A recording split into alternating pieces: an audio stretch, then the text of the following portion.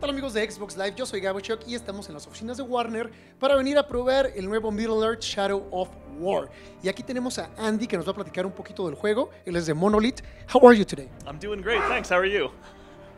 I was kind of, well, I was okay, but right now I'm kind of nervous.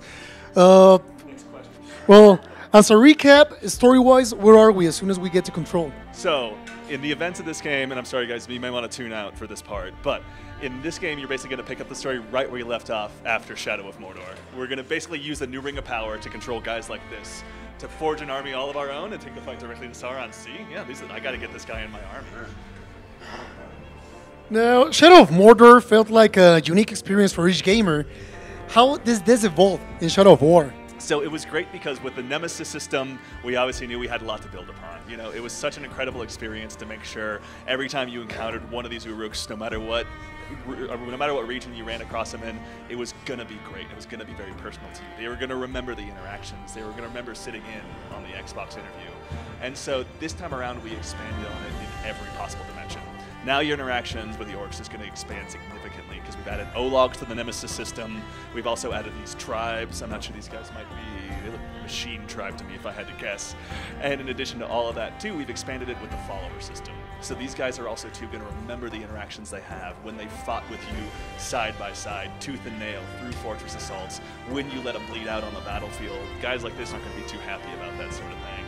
And then all of that culminates in our big, huge fortress assaults. So there's a fortress ruling every single region in Mordor. And so as you go ahead and build your army and make your way through and get gutted from time to time, then they're actually going to be able to build an army alongside you and actually go ahead and take over the fortress and change the missions available and change the look of the fortress. So we've just expanded on it in every single possible dimension we could.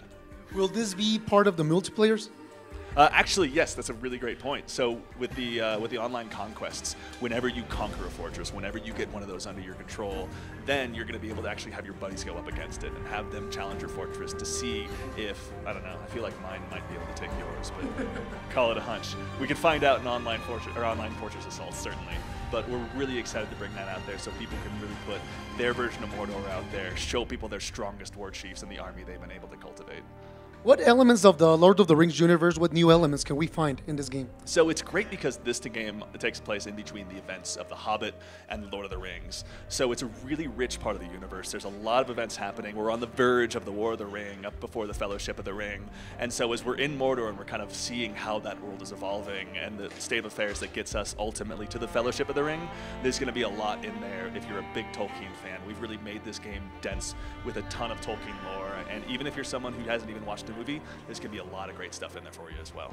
Now, this game will be one of the first that will be getting enhancements for the Xbox One X version. What can we expect for that? So the thing that's great about it is we have this incredible in-house engine team that makes sure that every single piece of hardware we ship the game on, you're going to get the best possible experience. So when you're playing it on the Xbox One X, if you have a 4K TV, if you have HDR enabled, you're going to get that. And the biggest cool thing of all, one of the coolest things in addition to that is that it's a Play Anywhere title. So if you bought the version today on the Xbox One X or Xbox One S, then you can play it on your Windows 10 PC and carry over your save file and all your achievement data. And when the Xbox One X hits, you're going to be ready to go there as well.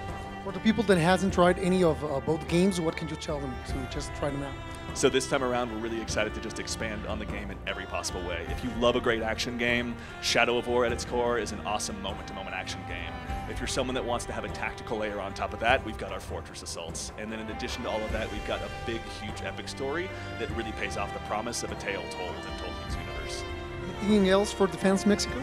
Thank you guys all so much, honestly. Every step of the way, the fact that we have so much support without necessarily dominating enough Uruks and O-logs along the way, to know that there's so many other people out there that connect with this universe as much as we do, it means the world to us. So thank you guys all so much for your support. It means a lot.